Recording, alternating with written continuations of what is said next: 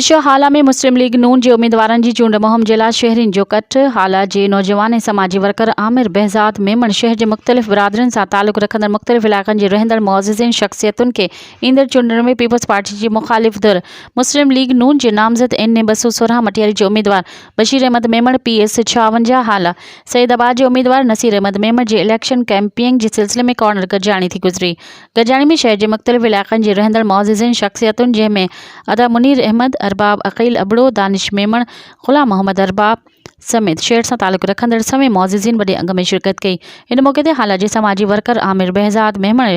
शरीक शहरियुनि जो शुक्रियो मञंदे हुननि चयो त 8 फ़रवरी ते थींदड़ चूंडुनि में हाला जी अवाम जो बांह ॿेली थींदे।